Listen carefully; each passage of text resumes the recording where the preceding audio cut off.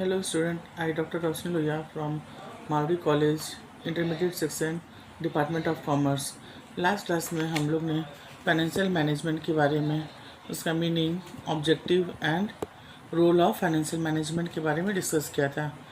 आज इसके आगे हम लोग फाइनेंशियल मैनेजमेंट का फंक्शंस देखेंगे। What is the functions of financial management. वित्त प्रबंध के कार्य।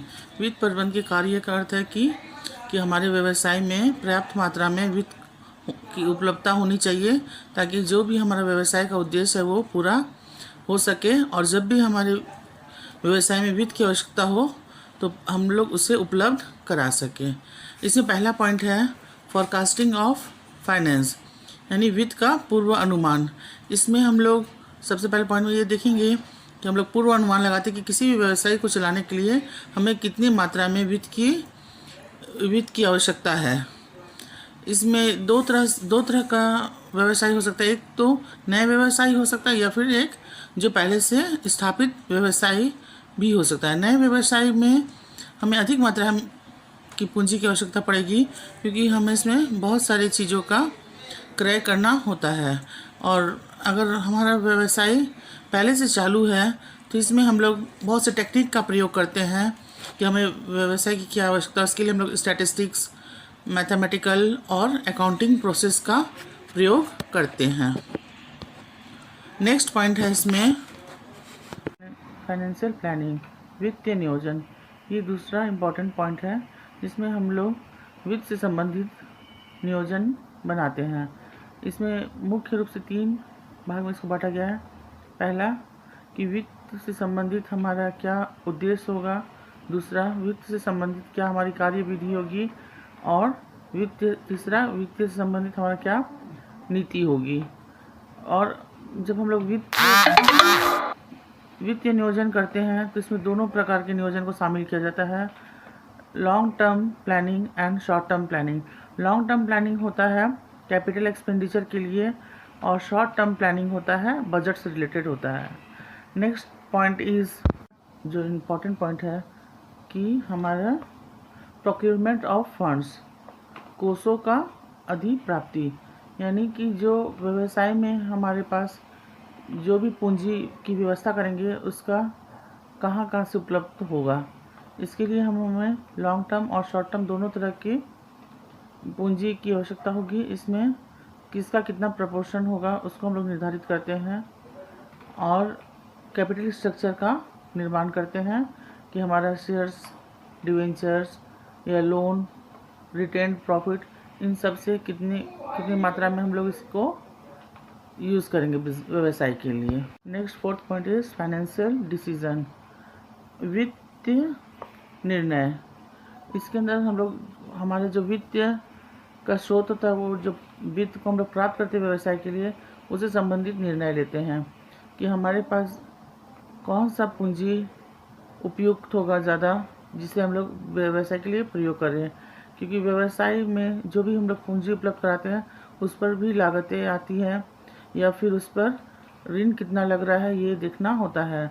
तो वित्त को उपलब्ध कराने में कौन सा वित्त ज़्यादा हमारे लिए उपयुक्त होगा, उससे संबंधित हम लोग निर्णय लेते हैं।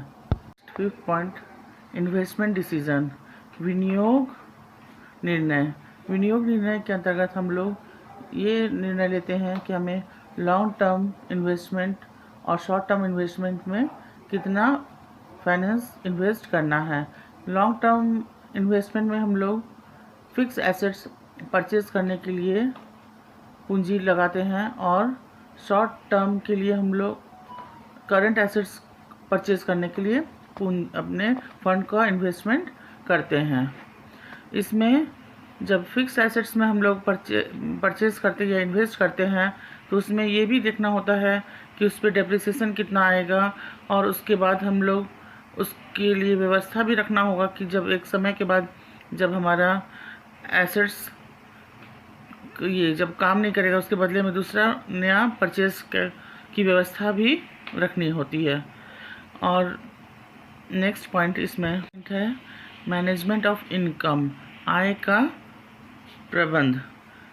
जब हम लोग इन्वेस्टमेंट करते हैं तो उसके बाद हम लोग उससे एक रिटर्न का भी आशा रखते हैं कि किसी चीज़ में जब विनियोग हुआ है तो उस समय कितनी प्राप्ति होगी, और जब इनकम आ जाता है तो उसके बाद उसको कैसे हम लोग उसको डिस्ट्रीब्यूट करें, इसको भी ध्यान में रखना होता है कि हमारे शेयर होल्डर्स में कितना डिस्ट्रीब्यूट करें, रिटेन प्रॉफिट में कितना रखा जाए, ताकि जब हमारे बिजनेस को एक्सटेंशन करना हो या कोई डाइवर्सिफिकेशन करना हो तो उस समय यह इनकम हमारा काम आता है। Next point is financial management में है कि अप्रेजल ऑफ फाइनेंशियल परफॉर्मेंस, वित्तीय निष्पादन का मूल्यांकन।